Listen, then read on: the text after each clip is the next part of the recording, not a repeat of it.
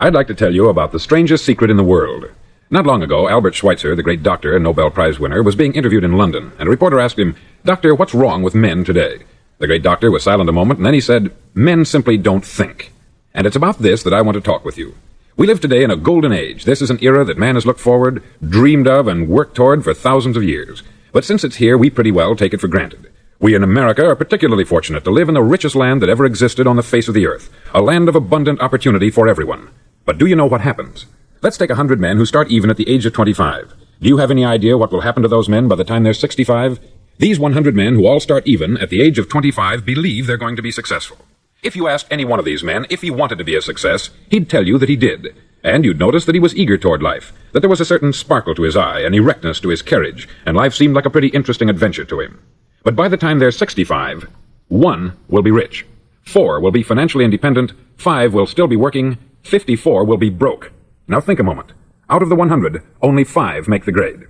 Why do so many fail? What has happened to the sparkle that was there when they were 25? What's become of the dreams, the hopes, the plans? And why is there such a large disparity between what these men intended to do and what they actually accomplished? When we say about 5% achieve success, we have to define success. And here's the definition. Success is the progressive realization of a worthy ideal. If a man is working toward a predetermined goal and knows where he's going, that man is a success. If he's not doing that, he's a failure. Success is the progressive realization of a worthy ideal.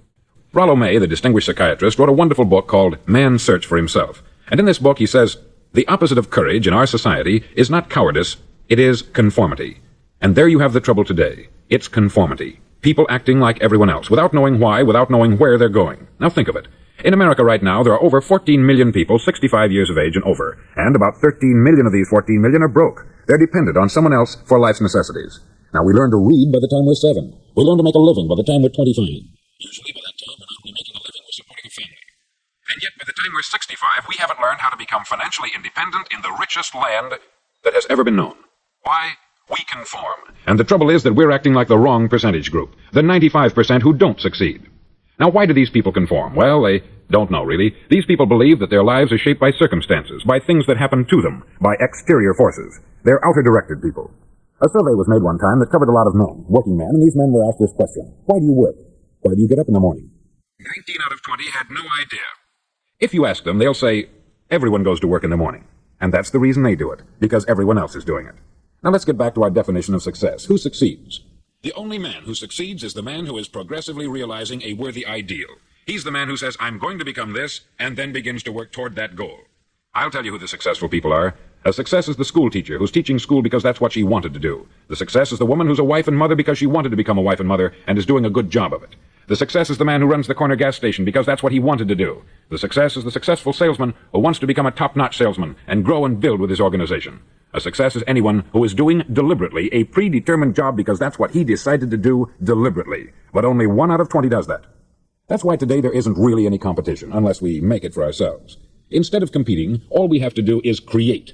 Now, for 20 years, I looked for the key which would determine what would happen to a human being. Was there a key I wanted to know which would make the future a promise that we could foretell to a large extent? Was there a key that would guarantee a person's becoming successful if he only knew about it and knew how to use it? Well, there is such a key, and I've found it. Have you ever wondered why so many men work so hard and honestly without ever achieving anything in particular, and others don't seem to work hard and yet seem to get everything? They have the magic touch. You've heard them say that about someone. Everything he touches turns to gold. And have you ever noticed that a man who becomes successful tends to continue to become successful? And on the other hand, have you noticed how a man who is a failure tends to continue to fail? It's because of goals. Some of us have them, some don't. People with goals succeed because they know where they're going. Now think of a ship leaving a harbor, and think of it with the complete voyage mapped out and planned. The captain and crew know exactly where it's going and how long it will take. It has a definite goal. 9,999 times out of 10,000, it will get to where it started out to get. Now let's take another ship, just like the first, only let's not put a crew on it, or a captain at the helm. Let's give it no aiming point, no goal, no destination. We just start the engines and let it go. I think you'll agree with me that if it gets out of the harbor at all, it will either sink or wind up on some deserted beach a derelict. It can't go anyplace because it has no destination and no guidance. It's the same with a human being. Take the salesman, for example. There is no other person in the world today with the future of a good salesman. Selling is the world's highest paid profession, if we're good at it and if we know where we're going. Every company needs top-notch salesmen, and they reward those men. The sky is the limit for them. But how many can you find? Someone once said, the human race is fixed, not to prevent the strong from winning, but to prevent the weak from losing. The American economy today can be likened to a convoy in time of war. The entire economy is slowed down to protect its weakest link, just as the convoy had to go at the speed that would permit its slowest vessel to remain in formation. That's why it's so easy to make a living today. It takes no particular brains or talent to make a living and support a family today. So we have a plateau of so-called security, if that's what a person's looking for. But we do have to decide how high above this plateau we want to aim for. Now let's get back to the strangest secret in the world, the story that I wanted to tell you today. Why do men with goals succeed in life, and men without them fail? Well, let me tell you something which, if you really understand it, will alter your life immediately. If you understand completely what I'm going to tell you from this moment on, your life will never be the same again. You'll suddenly find that good luck just seems to be attracted to you. The things you want just seem to fall in line. And from now on, you won't have the problems, the worries, the gnawing lump of anxiety that perhaps you've experienced before. Doubt, fear, well, they'll be things of the past. Here's the key to success, and the key to failure. We become what we think about. Now let me say that again. We become what we think about. Throughout all history, the great wise men and teachers, philosophers and prophets have disagreed with one another on many different things. It is only on this one point that they are in complete and unanimous agreement. Listen to what Marcus Aurelius, the great Roman emperor, said. He said, "A man's life is what his thoughts make of it." Disraeli said this, "Everything comes if a man will only wait. I have brought myself by long meditation to the conviction that a human being with a settled purpose must accomplish it, and that nothing can resist a will that will stake even existence for its fulfillment." Ralph Waldo Emerson said this, "A man is what he thinks about all day long." William James said, "The greatest discovery of my generation is that human beings can alter their lives by altering their attitudes of mind." And he also said, "We need only in cold blood act as if the thing in question were real, and it will become infallibly real by growing into such a connection with our life that it will become real. It will become so knit with habit and emotion that our interest in it will be those which characterize belief." He also said this, "If you only care enough for a result, you will almost certainly attain it. If you wish to be rich, you will be rich. If you wish to be learned, you will be learned. If you wish to be good, you will be good. Only you must then really wish these things, and wish them exclusively, and not wish at the same time 100 other incompatible things just as strongly." In the Bible you read, in Mark 9:23, "If thou canst believe, all things are possible to him that believeth." Dr. Norman Vincent Peale said this, "This is one of the greatest laws in the universe. Fervently do I wish I had discovered it as a very young man. It dawned upon me much later in life, and I found it to be one of the greatest, if not my greatest discovery, outside of my relationship to God. And the great law, briefly and simply stated, is that if you think in negative terms, you'll get negative results. If you think in positive terms, you will achieve positive results. That is the simple fact, which is at the basis of an astonishing law of prosperity and success. In 3 words, believe and succeed." William Shakespeare put it this way, "Our doubts are traitors, and make us lose the good we oft might win by fearing to attempt." George Bernard Shaw said, "People are always blaming their circumstances for what they are. I don't believe in circumstances. The people who get on in this world are the people who get up and look for the circumstances they want, and if they can't find them, make them." Well, it's pretty apparent, isn't it? And every person who discovered this, for a while believed that he was the first one to work it out. We become what we think about. Now, it stands to reason that a person who's thinking about a concrete and worthwhile goal is going to reach it, because that's what he's thinking about. And we become what we think about. Conversely, the man who has no goal, who doesn't know where he's going, and whose thoughts must therefore be thoughts of confusion and anxiety and fear and worry, becomes what he thinks about. His life becomes one of frustration, fear, anxiety, and worry. And if he thinks about nothing, he becomes nothing. Now, how does it work? Why do we become what we think about? Well, I'll tell you how it works as far as we know. Now, to do this, I want to tell you about a situation that parallels the human mind. Suppose a farmer has some land, and it's good, fertile land. Now, the land gives the farmer a choice. He may plant in that land whatever he chooses. The land doesn't care. It's up to the farmer to make the decision. Now, remember, we're comparing the human mind with the land. Because the mind, like the land, doesn't care what you plant in it. It will return what you plant, but it doesn't care what you plant. Now, let's say that the farmer has 2 seeds in his hand. One is a seed of corn, the other is nightshade, a deadly poison. He digs 2 little holes in the earth, and he plants both seeds, one corn, the other nightshade. He covers up the holes, waters, and takes care of the land, and what will happen? Invariably, the land will return what is planted. As it's written in the Bible, "As ye sow, so shall ye reap." Remember, the land doesn't care. It will return poison in just as wonderful abundance as it will corn. So up come the 2 plants, one corn, one poison. Now, the human mind is far more fertile, far more incredible and mysterious than the land, but it works the same way. It doesn't care what we plant. Success, failure. A concrete worthwhile goal, or confusion, misunderstanding, fear, anxiety, and so on. But what we plant, it will return to us. You see, the human mind is the last great unexplored continent on the earth. It contains riches beyond our wildest dreams. It will return anything we want to plant. Now, you might say, well, if that's true, why don't people use their minds more? Well, I think they've figured out an answer to that too. Our mind comes as standard equipment at birth. It's free, and things that are given to us for nothing we place little value on. Things that we pay money for, we value. The paradox is that exactly the reverse is true.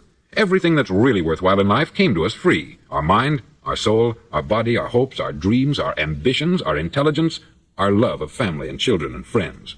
All these priceless possessions are free, but the things that cost us money are actually very cheap and can be replaced at any time. A good man can be completely wiped out and make another fortune. He can do that several times. Even if our home burns down, we can rebuild it, but the things we got for nothing, we can never replace. The human mind isn't used merely because we take it for granted. Familiarity breeds contempt. It can do any kind of job we assign to it, but generally speaking, we use it for little jobs instead of big important ones. Universities have proved that most of us are operating on about 10% of our abilities. Decide now, what is it you want? Plant your goal in your mind. It's the most important decision you'll ever make in your entire life. Do you want to be an outstanding salesman, a better worker at your particular job? Do you want to go places in your company, in your community? All you've got to do is plant that seed in your mind. Care for it. Work steadily toward your goal, and it will become a reality. It not only will, there's no way that it cannot. You see, that is a law, like the laws of Sir Isaac Newton, the laws of gravity. If you get on top of a building and jump off, you'll always go down. You'll never go up. And it's the same with all the other laws of nature. They always work. They're inflexible. Think about your goal in a relaxed, positive way. Picture yourself in your mind's eye as having already achieved this goal. See yourself doing the things you will be doing when you've reached your goal. Ours has been called the phenobarbital age, the age of ulcers and nervous breakdowns. At a time when medical research has raised us to a new plateau of good health and longevity, far too many of us worry ourselves into an early grave trying to cope with things in our own little personal ways, without learning a few great laws that will take care of everything for us. These things we bring on ourselves through our habitual way of thinking. Every one of us is the sum total of his own thoughts. He is where he is because that is exactly where he really wants to be, whether he'll admit that or not. Each of us must live off the fruit of his thoughts in the future, because what you think today and tomorrow, next month and next year, will mold your life and determine your future. You're guided by your mind. I remember one time I was driving through Arizona and I saw one of those giant earth-moving machines roaring along the road at about 35 miles an hour with what looked like 20 tons of dirt in it, a tremendous, incredible machine, and there was a little man perched way up on top with the wheel in his hands guiding it. And as I drove along, I was struck by the similarity of that machine to the human mind. Just suppose you're sitting at the controls of such a vast source of energy. Are you going to sit back and fold your arms and let it run itself into a ditch? Or are you going to keep both hands firmly on the wheel and control and direct this power to a specific, worthwhile purpose? It's up to you. You're in the driver's seat. You see, the very law that gives us success is a two-edged sword. We must control our thinking. The same rule that can lead a man to a life of success, wealth, happiness, and all the things he's ever dreamed of for himself and his family, that very same law can lead him into the gutter. It's all in how he uses it, for good or for bad. This is the strangest secret in the world. Now, why do I say it's strange, and why do I call it a secret? Actually, it isn't a secret at all. It was first promulgated by some of the earliest wise men, and it appears again and again throughout the Bible. But very few people have learned it, understand it. That's why it's strange, and why, for some equally strange reason, it virtually remains a secret. I believe that you could go out and walk down the main street of your town and ask one man after another what the secret of success is, and you probably wouldn't run into one man in a month who could tell you. Now, this information is enormously valuable to us, if we really understand it and apply it. It's valuable to us not only for our own lives, but the lives of those around us, our family, employees, associates, and friends. Life should be an exciting adventure. It should never be a bore. A man should live fully, be alive. He should be glad to get out of bed in the morning. He should be doing a job he likes to do because he does it well. One time I heard Grove Patterson make a speech, the editor-in-chief of the Toledo Daily Blade, and as he concluded his speech, he said something that I've never forgotten. He said something like this: "My years in the newspaper business have convinced me of several things, among them that people are basically good, and that we came from someplace, and we're going someplace. So we should make our time here an exciting adventure. The architect of the universe didn't build a stairway leading nowhere." And the greatest teacher of all, the carpenter from the plains of Galilee, gave us the secret time and time again. As ye believe, so shall it be done unto you. I've explained the strangest secret in the world and how it works. Now I want to explain how you can prove to yourself the enormous returns possible in your own life by putting this secret to a practical test. I want you to make a test that will last 30 days. Now, it isn't going to be easy. If you'll give it a good try, it will completely change your life for the better. Back in the 17th century, Sir Isaac Newton, the English mathematician and natural philosopher, gave us some natural laws of physics which apply as much to human beings as they do to the movement of bodies in the universe. Now, one of these laws is that for every action, there is an equal and opposite reaction. Simply stated, as it applies to you and me, it means we can achieve nothing without paying the price. The results of your 30-day experiment will be in direct proportion to the effort you put forth. To be a doctor, you must pay the price of long years of difficult study. To be successful in selling, and remember that each of us succeeds to the extent of his ability to sell, selling our families on our ideas, selling education in schools, selling our children on the advantages of living the good and honest life, selling our associates and employees on the importance of being exceptional people, to, of course, the profession of selling itself. But to be successful in selling our way to the good life, we must be willing to pay the price. Now, what is that price? Well, it's many things. First, it's understanding emotionally, as well as intellectually, that we literally become what we think about, that we must control our thoughts if we're to control our lives. It's understanding fully that, as ye sow, so shall ye reap. Secondly, it's cutting away all the fetters from the mind and permitting it to soar as it was divinely designed to do. It's the realization that your limitations are self-imposed, and that the opportunities for you today are enormous beyond belief. It's rising above narrow-minded pettiness and prejudice. Thirdly, to use all your courage to force yourself to think positively on your own problem, to set a definite and clearly defined goal for yourself, to let your marvelous mind think about your goal from all possible angles, to let your imagination speculate freely upon many different possible solutions, to refuse to believe there are any circumstances sufficiently strong to defeat you in the accomplishment of your purpose, to act promptly and decisively when your course is clear, and to keep constantly aware of the fact that you are, at this moment, standing in the middle of your own acre of diamonds, as Russell Conwell used to point out. Fourth, save at least 10% of what you earn. It's also remembering that no matter what your present job, it has enormous possibilities if you're willing to pay the price. Now let's just go over the important points in the price each of us must pay to achieve the wonderful life that can be ours. It is, of course, worth any price. 1, you will become what you think about. 2, remember the word imagination. Let your mind soar. 3, courage. Concentrate on your goal every day. 4, save 10% of what you earn. And action. Ideas are worthless unless we act on them. Now I'll try to outline the 30-day test I want you to make. Now keep in mind that you have nothing to lose by making this test, and everything you could possibly want to gain. There are 2 things that may be said of everyone. Each of us wants something, and each of us is afraid of something. I want you to write on a card what it is you want more than anything else. It may be more money. Perhaps you'd like to double your income or make a specific amount of money. It may be a beautiful home. It may be success at your job. It may be a particular position in life. It could be a more harmonious family. Each of us wants something. Write down on your card specifically what it is that you want. Make sure it's a single goal and clearly defined. You needn't show it to anyone, but carry it with you so that you can look at it several times a day.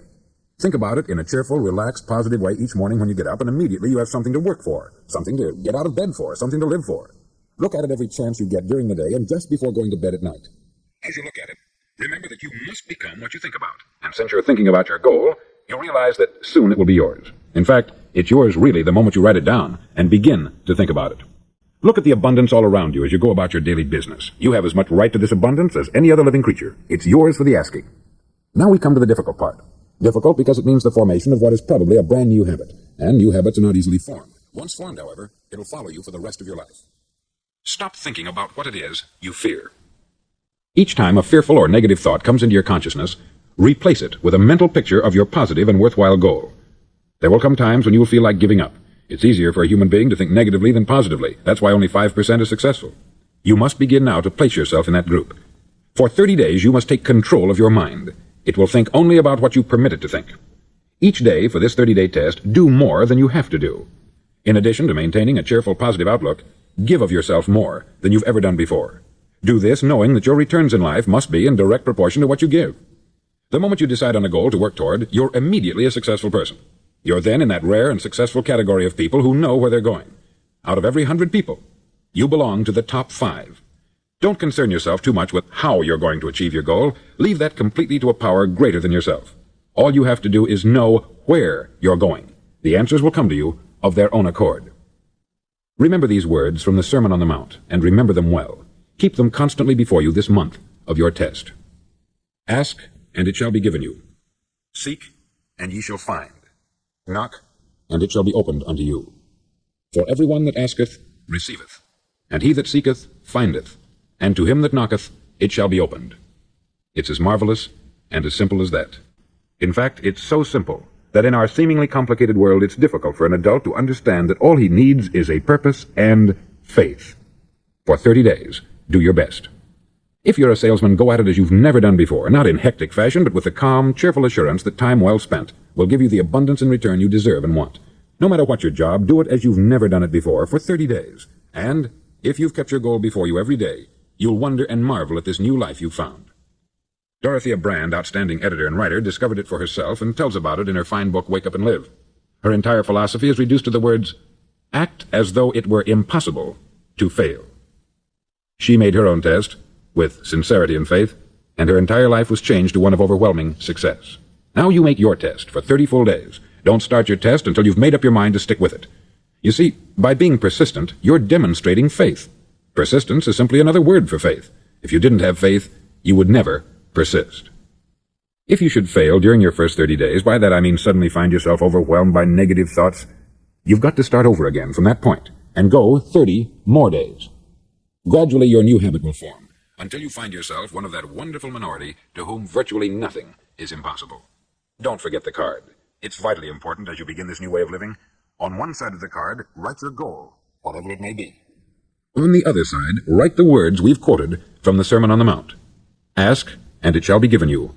Seek, and ye shall find. Knock, and it shall be opened unto you. Nothing great was ever accomplished without inspiration. See that during these crucial first 30 days, your own inspiration is kept at a peak. Above all, don't worry. Worry brings fear, and fear is crippling. The only thing that can cause you to worry during your test is trying to do it all yourself. Know that all you have to do is hold your goal before you. Everything else will take care of itself. Remember also to keep calm and cheerful. Don't let petty things annoy you and get you off course. Now, since making this test is difficult, some may say, well, why should I bother? Well, look at the alternative. No one wants to be a failure. No one really wants to be a mediocre individual. No one wants a life constantly filled with worry, fear, and frustration. Therefore, remember that you must reap that which you sow. If you sow negative thoughts, your life will be filled with negative things. If you sow positive thoughts, your life will be cheerful, successful, and positive. Now, gradually, you'll have a tendency to forget what you've heard on this record. Play it often. Keep reminding yourself of what you must do to form this new habit. Gather your whole family about and listen to what's been said here at regular intervals. You know, most men will tell you that they want to make money without understanding the law. The only people who make money work in the mint. The rest of us must earn money. This is what causes those who keep looking for something for nothing or a free ride to fail in life. The only way to earn money is by providing people with services or products which are needed and useful. We exchange our product or service for the other man's money. Therefore, the law is that our financial return will be in direct proportion to our service. Success is not the result of making money. Making money is the result of success. And success is in direct proportion to our service. Most people have this law backwards. They believe that you're successful if you earn a lot of money. The truth is that you can only earn money after you're successful. It's like the story of the man who sat in front of the stove and said to it, "Give me heat, and then I'll add the wood." How many men and women do you know, or do you suppose there are today, who take the same attitude toward life? There are millions. We've got to put the fuel in before we can expect heat. Likewise, we've got to be of service first before we can expect money. Don't concern yourself with the money. Be of service. Build, work, dream, create. Do this, and you'll find there's no limit to the prosperity and abundance that will come to you. Prosperity is founded upon a law of mutual exchange. Any person who contributes to prosperity must prosper in turn himself. Sometimes the return will not come from those you serve, but it must come to you from someplace, for that is the law. For every action, there is an equal and opposite reaction. As you go daily through your 30-day test period, remember that your success will always be measured by the quality and quantity of service you render, and money is a yardstick for measuring this service. No man can get rich himself unless he enriches others. There are no exceptions to a law. You can drive down any street in America and from your car estimate the service that's being rendered by the people living on that street. Had you ever thought of this yardstick before? It's interesting. Some, like ministers and priests and other devoted people, measure their returns in the realm of the spiritual, but again, their returns are equal to their service. Once this law is fully understood, any thinking person can tell his own fortune. If he wants more, he must be of more service to those from whom he receives his return. If he wants less, he has only to reduce this service. This is the price you must pay for what you want. If you believe you can enrich yourself by deluding others, you can only end by deluding yourself. It may take some time, but just as surely as you breathe, you'll get back what you put out. Don't ever make the mistake of thinking you can avert this. It's impossible. The prisons and the streets where the lonely walk are filled with people who tried to make new laws just for themselves. We may avoid the laws of man, but there are greater laws that cannot be broken. An outstanding medical doctor recently pointed out 6 steps that will help you realize success. 1. Set yourself a definite goal. 2. Quit running yourself down. 3. Stop thinking of all the reasons why you cannot be successful, and instead think of all the reasons why you can. 4. Trace your attitudes back through your childhood and try to discover where you first got the idea you couldn't be a success, if that's the way you've been thinking. 5. Change the image you have of yourself by writing out a description of the person you would like to be. And 6. Act the part of the successful person you have decided to become. The doctor who wrote those words is a noted West Coast psychiatrist, David Harold Fink, M.D. Do what all experts since the dawn of recorded history have told you you must do. Pay the price by becoming the person you want to become. It's not nearly as difficult as living unsuccessfully. Make your 30-day test. Then repeat it. Then repeat it again. Each time it will become more a part of you until you'll wonder how you could ever have lived any other way. Live this new way, and the floodgates of abundance will open and pour over you more riches than you may have dreamed existed. Money? Yes, lots of it. But what's more important, you'll have peace. You'll be in that wonderful minority who lead calm, cheerful, successful lives. Start today. You have nothing to lose, but you have a life